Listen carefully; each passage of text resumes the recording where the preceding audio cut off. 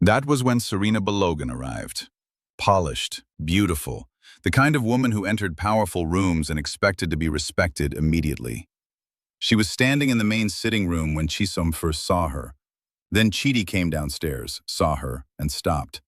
The warmth in the house cooled instantly. Serena smiled at his irritation like it amused her, then mentioned that their parents thought it was time they got used to each other again, since everyone still considered her his future wife. Then Serena's eyes moved to Chisom. She took her time looking her over. "Let me guess, the poor girl." Her voice was low enough to feel personal. "Be careful not to confuse kindness with belonging. Houses like this are full of people who pass through, staff, guests, mistakes." Chidi told her that was enough. But the message had landed. In his world, there was already a plan, and Chisom was not in it. The gossip after that turned poisonous. She was being called desperate, shameless, a scholarship girl trying to trap a rich boy. Sharon was furious on her behalf. One afternoon, Chisom received a message telling her to come to an unused music room urgently. It looked normal, familiar even. She went. Nobody was there. Her phone stopped working properly. When she stepped back outside, the corridor was empty and the rain had started. She turned just in time to see Serena at the far end of the walkway, protected by an umbrella, smiling. A setup. By the time she understood fully, she was stranded in the rain, soaked, shaking. Then a voice called her name. Chidi ran toward her through the downpour without caring that he was getting drenched. When he reached her, he looked from her face to her dead phone to the direction Serena had gone. His expression changed. Did she do this? Chisholm's throat tightened. He pulled off his jacket and wrapped it around her, touched her arm, then her face, checking quickly if she was hurt. "Talk to me." She gave a small, shaky laugh. "You sound worried." "I am." That silenced her. For a moment, the rain was the only sound between them. Then he said softly, "I'm sorry, again." "Why?" "Because this should not have happened to you." That word, again from him, broke something open. Not pain, not anger, something deeper. She looked up at him, the boy who had first wounded her, who had slowly become the person who kept finding her at her worst moments. And before either of them could retreat into sarcasm, the distance between them disappeared. The kiss was quiet, trembling, real. Not sudden or dramatic. It felt like everything unspoken between them had finally found one simple place to go. When they pulled apart, both of them were breathing like they had crossed a line that couldn't be uncrossed. "We shouldn't have." "I know." "Do you?" "Yes." After that, nothing was named, but everything changed. They didn't announce anything. They just kept finding each other in the kitchen, in the library, in quiet corners of the house. Their teasing became softer around the edges. Their silences became easier. Their literature lecturer paired them for a major essay, and working together made things worse in the best possible way. Chidi listened when she spoke, not politely, not halfway, but fully. Around her, he no longer felt the need to perform boredom or distance. Their old lines returned in new forms. Sharon watched them for a week and then said, "You two look like enemies who are secretly married." Chisom denied it. Chidi said nothing, but the look he gave her afterwards stayed long after the moment had passed. One evening in the library, their place now, without either of them naming it as such, Chisom was pretending to read when she looked up and caught him already looking. "What?" "You talk too much. And yet you keep listening." He smiled, faintly. The silence changed. It grew warmer, slower, the kind that made her heartbeat louder. He stood first. She stood too. They moved closer without planning to. He lifted her hand and touched a loose strand of hair near her face. She stopped breathing. He leaned in. Then a voice cut through the room like a whip. "What is going on here?" Chidi's parents stood in the doorway. His father, tall and severe, in expensive evening clothes. His mother beside him, elegant and cold, her face full of something that looked like disgust. They looked at Chisom, The way people look at a problem they intend to remove. Chidi stepped slightly in front of her. His mother said, "In my house," like it was an accusation. His father called Chisholm a distraction, a mistake, a girl who had forgotten where she belonged. Chidi, for once, didn't perform distance. He said plainly, "I care about her. I'm not ashamed of that." And that was when his father said it quietly. Scholarship students were easy to remove. One bad report, one disciplinary issue, one broken opportunity. Do you think her future is beyond reach? Chisholm heard enough. She understood what she had become, a liability to the image of the family. And she understood that Chidi's silence beside her had shifted from pride into fear. The next day he came to find her. He looked too calm, which frightened her more than anger would have. "What happened? What did they say?" He didn't sit. "You and your mother have to leave. My parents ended the arrangement. They fired your mother because of us." She moved closer, told him to talk to her. He said it had gone too far. She said they could survive without money and power. She and her mother had survived worse. She meant it. That was when he chose cruelty, because it was the only blade sharp enough to push her away. He gave a cold little laugh and said she didn't understand, that this was never going to last, that she had been a distraction, that she had never really belonged in his world, that she lived in the staff quarters and had thought it meant something changed, that it was temporary, that she was temporary. She told him to stop. He didn't. He said he had been bored and she had been different, and that had been interesting for a while. But she couldn't compare herself to the life he was born knowing. "You and I were never equal. You just forgot that." That one broke her. He saw it happen. He kept going anyway. She refused to let the tears fall in front of him. She could still see the boy she loved somewhere behind the cruelty. She knew he was hiding in it. But pain doesn't care about hidden things. Pain only hears the words. She nodded once, because speaking felt impossible, and she walked away. School after that was difficult in a different way. Not because people stopped talking, they didn't, but because carrying something that heavy while appearing fine required a kind of energy she hadn't known she possessed. She stopped trying to explain herself to anyone. Instead, she wrote. She poured everything into words, because words had never failed her the way people had. When their literature essay was due to be presented, Chisholm stood at the front of the class and read, "Some stories begin with conflict, soften into curiosity, and end in pain. Some people meet as enemies and leave as wounds. Not every love story fails because love is absent. Some fail because fear is stronger." The room stayed quiet when she finished. Even the students who enjoyed gossip couldn't bring themselves to laugh. Then something unexpected happened. A publishing house contacted her. A long-term contract, financial terms too generous to believe, and an anonymous sponsor, someone who had quietly supported her writing and believed deeply in her future. She didn't know who it was. She didn't know that at that same moment, Chidi was sitting in a lawyer's office giving one instruction. "She must never know it's me. Just make sure she gets everything." He had not moved on. He was not relieved. He looked like a man punishing himself every day. He funded her literary future from a distance because it was the only way he knew how to love her without putting a target on her back again. He believed staying away was protection, even if it felt like losing air. When the term ended, he was gone. From school, from public life, from everything she could reach. 5 years later, Chisholm Okafor became one of the most respected young writers in the country. Her books were loved because they felt honest, pain in them, but also beauty. People said her stories understood the things most people were too proud to admit. During one television interview, the host asked why she wrote love with so much pain and truth. "Because once I loved someone who changed the way I understood both. It was enough to make an audience sigh.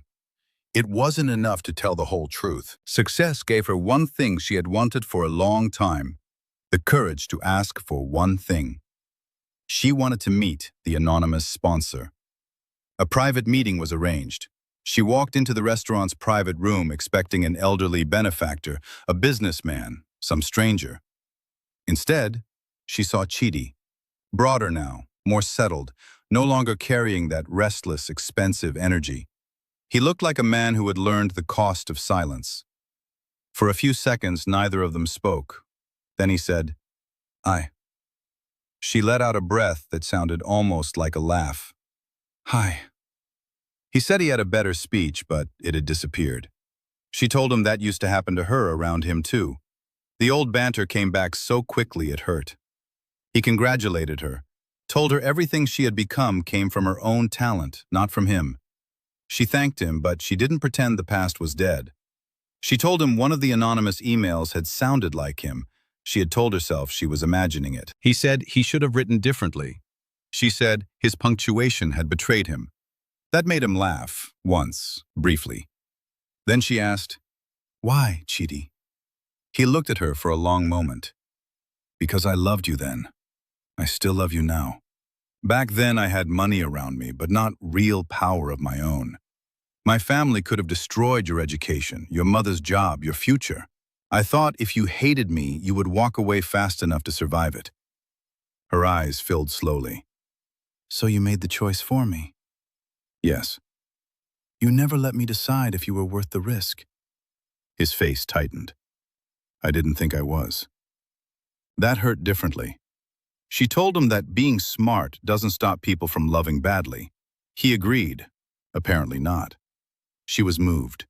She was also still angry, still wounded, all of it at once. "Maybe I would have chosen you anyway, even if life had been hard." "I know that now." Silence settled between them. But this time, it wasn't empty. It was full of truth, finally spoken out loud. After a long time, he asked the one question he had no right to expect answered. "Can you give me another chance? Not as the boy I was, as the man I'm trying to be." Chisum did not forgive him cheaply. Pain that deep shouldn't be brushed aside because someone looks sorry under soft light. But she didn't lie to herself either. She still loved him. She told him there would be no secrecy and no games. He agreed to both. Then we began slowly. They met in daylight, talked honestly, fought fairly, laughed more than either of them expected. They relearned each other the way careful people do, slowly, with their eyes open. When his family pushed back this time, Chidi didn't bend. He broke away from the engagement pressure publicly, clearly, and stood beside Chisum in the open. Not behind money, not behind sacrifice, not behind silence. Their wedding was not the biggest society event in the city. It was better. Warm, full, real. Grace cried openly. Sharon cried loudest and denied it when teased. Their old literature lecturer came and was proud in his quiet way. James the butler smiled like a man who had been waiting years for peace to finally win. When it was time for vows, Chidi looked at Chisum with the same deep stare that had once almost led to disaster in a library. This time, nobody interrupted. "I vow to tell you the truth even when truth is harder than silence. I vow to choose you openly, again and again, in peace, in argument, in every season." Chisum laughed through tears. "I vow to love you honestly, not perfectly. I vow to argue with you when you deserve it, to read what you write even when it annoys me, and to keep choosing you too." She paused. "And I vow never to let you pretend you are not deeply, deeply dramatic." That made everyone laugh properly, including him. And that was how it ended. Not in gossip, not in fear, not in rich people deciding who belonged where. It ended in truth, in daylight, in a love that had survived pride and distance and class difference and years of silence and the particular cruelty of someone trying to protect the person they love most by hurting them. After all the noise, they had found what both of them had been searching for since a classroom on the first day of school. When a boy tried to keep her away and she kept walking anyway, back straight, face calm, refusing to stop. Home, in each other. Finally. If this story moved you, hit like, leave a comment, and subscribe for more. Tell us where you're watching from. We love knowing how far these stories travel. There are many more where this one came from. See you in the next one. On her first day at the most expensive private university she had ever stood outside of, a boy told the professor she couldn't sit next to him. He said she would be a distraction. He said it with the casual confidence of someone who had never once been told no by a room, and the room laughed. She kept walking to the seat anyway, back straight, face calm, jaw tight, because if she stopped, the shame would bury her. That was the first thing Chisom Okafor learned about Chidi Eze, and it would take years, and a library at midnight, and a chess game during a thunderstorm, and the kind of cruelty that only comes from fear, before either of them understood what had actually started in that classroom. Chisom was 19, beautiful in a way she didn't think about, and trying very hard not to let her fear show. She stood beside her mother at the gate of the university and felt like she had entered a different world. The buildings were too polished. The cars parked near the entrance looked like they belonged to politicians. Even the students looked different, their voices more confident, their laughter the kind that comes from people who have never had to count money before spending it. Her mother, Grace, adjusted the strap of her handbag and smiled. "Mama, you really don't need to follow me inside. I can manage." "Manage what? Your first day in this kind of school." "I'm not a little girl anymore, Mama." "I know, but you're still my daughter." They went back and forth the way they always did. Chisom insisting she was grown, Grace insisting that a mother does not stop being a mother because the child says so. Eventually, Grace mentioned, almost as an aside, that her new employer had arranged accommodation. Staff quarters, inside their compound. A blessing, she called it. A way to save on rent. Staff quarters. The word sat strangely in Chisom's chest. But her mother had worked too hard to bring her this far, and Chisom didn't complain. She let Grace see her through the gate, watched her walk away toward arrangements for the day, and stepped into the building carrying everything she felt. Pride, fear, gratitude, dread, underneath a face that showed nothing. When she entered the classroom, conversation dropped. Not completely, just enough for her to know people were looking. The lecturer, middle-aged, calm, sharp-eyed, pointed her toward the back row. "There's a free seat there beside Chidi." The reaction was immediate, whispers spreading like a small fire. "The scholarship girl? Beside Chidi?" She followed the direction and saw him for the first time. Handsome in a quiet, expensive way. Clean haircut, calm face, crisp shirt, eyes like someone who had grown up being watched and had decided to give nothing away. He looked at her the way you look at a problem you didn't expect. She was still walking toward the seat when he spoke. "Sir, she can't sit here." "And why not?" "She'll be a distraction." A few students laughed. Heat rushed into Chisom's face. She kept walking. If she stopped now, the shame would finish what he had started. The lecturer's voice hardened.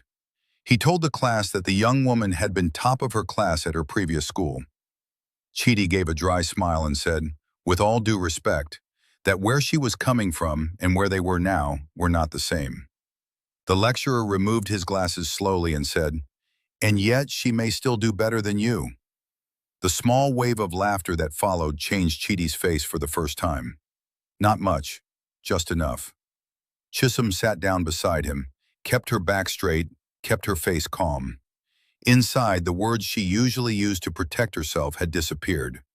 His rejection had cut deeper than she wanted to admit. After the lecture, she was barely in the corridor before two girls appeared beside her, one with bright eyes and a gossiping smile, the other friendlier but equally curious. They told her she had survived sitting beside Chidi, like that was an achievement. They told her he was like a king, that every girl wanted him. "Well, I don't," Chisom said, more sharply than she intended. She was still stinging from the classroom, and once she started talking, she didn't stop. She said he was arrogant, cold, fake, acted like he was above everybody. She said he just looked isolated, honestly, kind of pathetic. The girls' faces changed before she turned around. She already knew. "Go on," a male voice said quietly behind her. "You were saying I'm lonely and pathetic." She turned. Chidi was standing there, face unreadable. The girls vanished instantly. He told her that next time, she should read the room before opening her mouth. She told him that next time, he should stop behaving exactly like what she had described. He looked surprised for half a second. Then one corner of his mouth lifted, not in amusement, in warning. He told her she talked too much for someone who had just arrived. She told him he thought too highly of himself for someone who hadn't earned basic manners. He looked at her for a long moment and said, "You'll learn. I'm not afraid of you. You should be." Then he walked away. And Chisom pressed her lips together and understood that she had made an enemy on her first day. A rich, arrogant, dangerous one.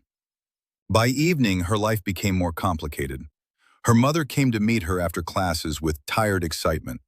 The family she worked for had been kind. The accommodation was arranged. They would stay in the staff quarters inside the compound. "It is a blessing," Grace said. "It was good." Chisom knew it was. But when they arrived and she saw the house, she almost forgot how to breathe. It didn't look like a home. It looked like money had built itself into walls, in glass, in polished floors. The garden looked too perfect to be real. She stood there staring until her mother told her to behave herself. A butler named James welcomed them and led Grace away to discuss her duties. Chisom was told to wait. So, of course, she immediately wandered toward a doorway down the hall. Inside was a library, a beautiful one, tall shelves climbing the walls, rich wooden furniture, rare books in perfect rows. The air itself felt expensive. Impressed? She spun around. Chidi was standing by the door, hands in his pockets, looking at her like the universe had just told him a bad joke. "You?" My exact thought. She looked around the room and back at him. "Wait, this is your house." "My house, my library, and now, apparently, your new home too." The next morning, he refused to give her a ride to school. He said if they arrived together, the whole campus would gossip, and he was trying to avoid drama. She called him unbelievable. He said he heard that often. She walked away, furious. Behind her, she heard him quietly instruct one of the drivers. She caught her name under his breath, and kept walking anyway. In literature class that day, something shifted. The lecturer opened a discussion about the ending of a famous novel. Chidi spoke, and when he did, the whole room listened. His opinion was dark and precise. The ending is tragic not because people suffered, but because truth came too late to save anybody. By the end, everyone is stripped to human weakness, disappointment, self-deception, the kind of truth people avoid until it ruins them. He spoke like someone who had thought deeply about disappointment, about the gap between what people know and what they let themselves see. There was nothing shallow in it. When the lecturer asked if anyone disagreed, Chisom's hand went up before she could stop it. She explained her view carefully, not to embarrass him, just because she meant it. "I don't think it's weakness. I think it's irony." Sometimes the worst thing isn't destruction. Sometimes the worst thing is surviving after becoming something ugly. That's heavier than collapse. Collapse ends something, but survival forces you to keep looking at what you became. The room stayed quiet while she spoke. When she finished, the lecturer praised them both, and Chidi looked at her, not the way he had before, not like a problem or a burden or something forced into his space. He looked at her like he was actually seeing her for the first time. Something changed in that moment. Not friendship, not peace. Something closer to interest, quiet and unannounced. Rivalry and pride and wounded ego still sat between them, but underneath, something new had started that neither of them had words for yet. It didn't stay quiet. By the next morning, the school had invented its own version of events. That she had begged to sit near him. That she had nearly cried when he rejected her. That she already had feelings for him. Chisom stood in the corridor, holding her books too tightly while students whispered nearby. Then a girl stepped up beside her. Slim, lively, with the kind of face that always looked ready to laugh even when she was serious. "My name is Sharon, and before you ask, yes, everybody is talking and none of it is true." "I know, but this place doesn't run on truth. It runs on the version people enjoy most." That was how Sharon became Chisom's first real friend. And even friendship didn't stop the gossip. Some girls looked at Chisom with quiet dislike. Others watched her the way you watch something after it's already over. Sharon explained it plainly. They weren't bothered by Chisom. They were bothered that Chidi hadn't dismissed her the way he dismissed everyone else. One evening, after staying late to return a book, Chisom stepped through a door and heard it click locked behind her. She knocked, called out, banged. Nothing. By the time two cleaners heard her and let her out, her throat was dry and her eyes were hot with anger.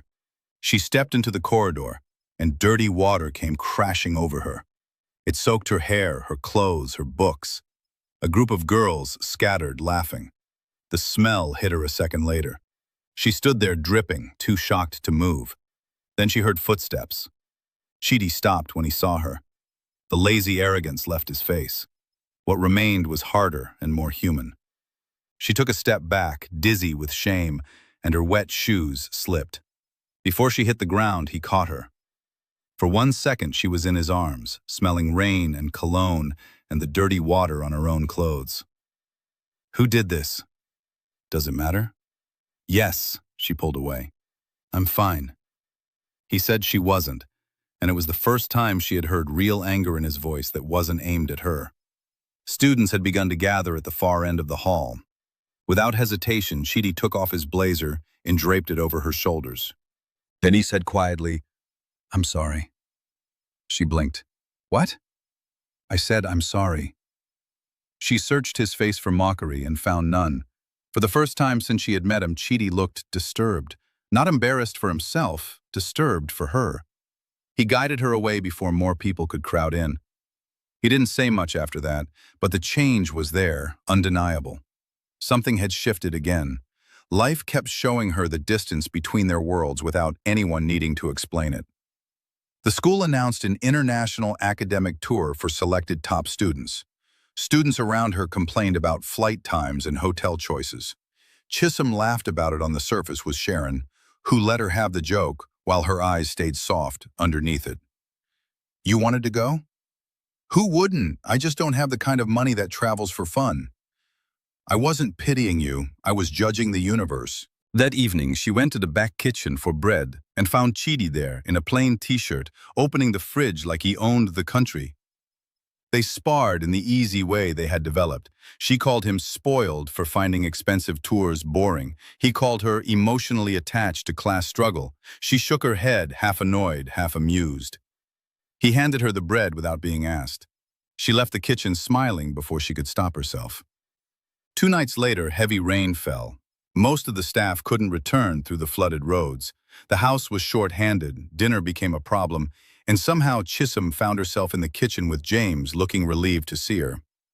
Before she could argue about it, Chidi walked in, looked at the chaos, and said he'd sort dinner. Food arrived from one of the few places still open. They ended up eating in the kitchen. They argued about the money he'd spent, about whether fries belonged beside rice, about whether he had any useful life skills apart from looking expensive. It was awkward and funny, and warmer than anything between them had a right to be. Later that night, the rain became heavier. The thunder cracked through the dark, and Chisom was no longer in that house. She was younger, in a smaller apartment far away.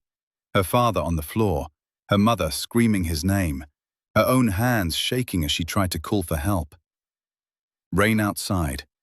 No light. No quick miracle. Her father had suffered a stroke that night. Help came too late.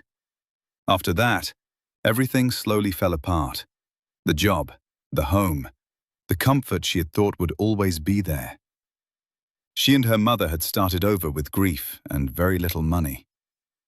Chidi found her crying quietly in one of the downstairs sitting rooms. He didn't ask questions. He just said, "Come." He took her to the library. For tonight, you can think of this place as yours, too. She asked why he was being nice. He told her not to ruin it. She sat down slowly. He didn't push for anything. After a while, she told him about her father, the storm, the stroke, the way her mother had carried everything afterward, grief and money problems and survival all at once. He listened, truly listened. When she finished, he brought out a chessboard. She laughed at him. He said she needed a distraction. She said she needed sleep. He said she was still there. That was how they spent the rest of the night, talking, falling quiet, learning chess in between grief and thunder. She didn't know when comfort had started growing between them, but by morning it was there.